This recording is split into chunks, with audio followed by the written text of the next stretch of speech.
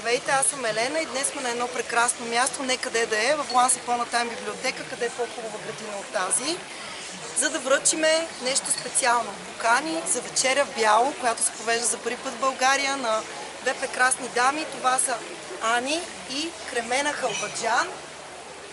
И искрено се надявам, че те ще дойдат на нашето събитие. Кремена, заповядай. Това е една специална покана за теб. Ани, заповядай за вечеря в бяло, която ще се проведе за първи път в България. Много красива. Самата покана е много красива и много мека.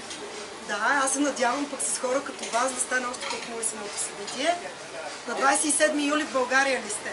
Тук ли сте? Ами, надявам се, че Мисля, че да, последни дни ще бъдем в България. Тук сме, нали? Средата на лятото. Четвъртък Трябва да сме вечер. тук. Добре, Сега на вече. 27 в София. Имате ли въпроси отново? Къде? Първия въпрос. Къде е голямата тайна? Ще бъде в центъра на София, на някое супер популярно интересно място.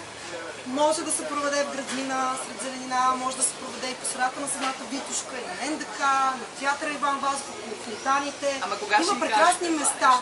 Ами, никой няма да знае до последния момент. Да. Наши координатори ще направят тайни срещи с всички регистрирали се членове и ще ги отведат до мястото, където ще се проведе този пикник.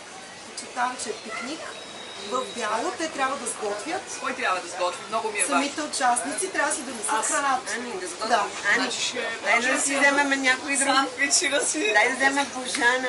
Да, ни това каже. е Честно, да, това е добра идея. Да поканим и нея, нали? Можем. Ани, ако готви това, ще е пълен дизастър. Ани трябва да си носи ликавник със сигурност, защото преди го се лекьосва. Значи аз обаче Да вече яде. ще се запозная с Божана и абсолютно мога да я покана, ако това е окей. Да. Ако тя иска.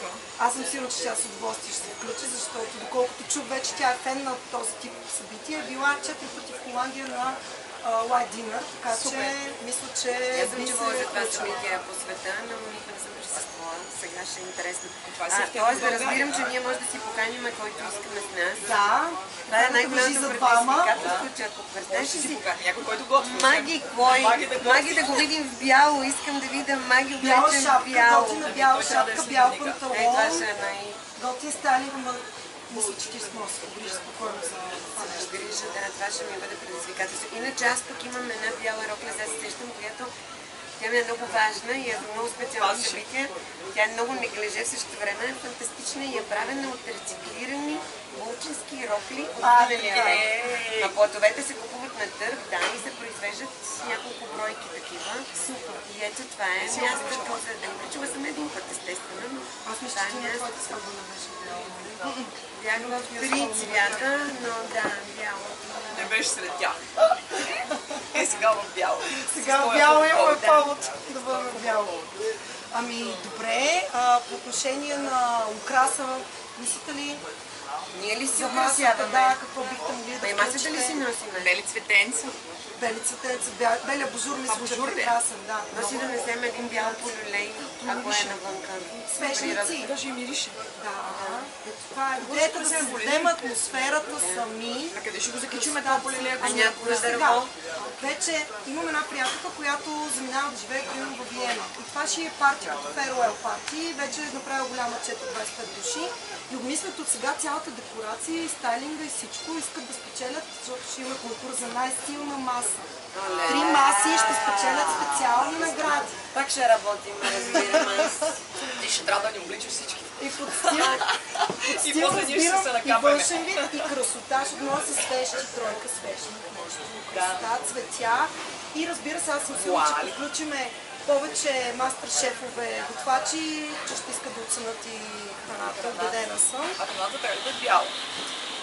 Това вече ще затрудниме. Представяш ли си? Аз мисля, че някакви готини неща, летнички, прошуто, пъпеш, даже някой може да приготви предварително фундю сирена и само знаеш, що се пали. Свещичката от фундюто и с... Само Ани знае как се пали Аз знам как се пали. Тя знае как се яде. Също много го обичам. Само трябва да внимаваш да се Ревизител трябва. Там вече не знам какво си става. Мога ли да ви помоля за нещо? Днеска трябва да изтеглиме някой, който е спечелил от коментарите ни във Фейсбук, с кого ще дойдете. Хората трябваше да напишат, да тагнат човек, с когото ще дойдат на вечеря бяло и да направим едно такова специално тегляне. Бихме ли могли да организираме това нещо? Благодаря. Супер, много ви благодаря. Аз ли? Искам така на принудена ръка. Айде. Късметлия някой. Аз хубаво тегля един Едно печелица, е, да. понеже съм възрастна и не виждам. Ще Ще дам на красота. младия представител Хълбачан да прочете.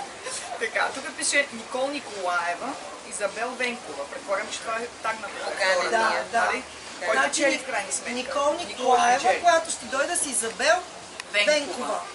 Те ще Браво на Никола заповядат. и Дори Изабел. виждам снимката, много сладко момиче, колкото и да е малка. Добре, Да. значи колкото е малка, ще трябва да се постарае да сготви, да се облече бяло и да дойде с най-якото си настроение. Никол.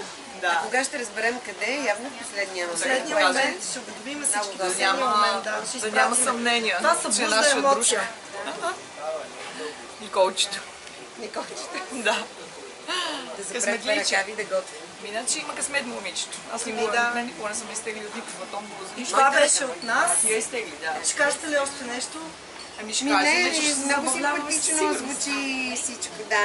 Много е сладко, Това да. насред лято. Идеята е супер. Да не съберем много хора и да не да е вкусно. Мисля, че само хубави хора ще отидат на това. Това Може да зависи от има и самите хора. Между другото, Шапка на ще- пиване и музичка. ще има готин бар, ще има коктейли, ще има Значи идваме. музика, ще има диджей, ще направим стрит арт, ще има рисуване на графити на място, ще направим специална картина, която на място ще се нарисува. Ще има брейк денс. За повече за забавната програма ще казваме в следващите дни, защото те първа каним ужасно много артисти, които просто ги каниме да се забавляват с нас. Супер. Наистина да седат и да са сред нас и да си правят. И да е парти. Ние само сме работили, те са Точно работили, така. аз non-stop работя с артисти. Да. Искам и те, така, да седнем и да пием и Да да се си кажем разпуснат. здраве. Това беше от нас, благодаря, от прекрасната градина в Once Upon a Time библиотека. Най-хубаво. Чао!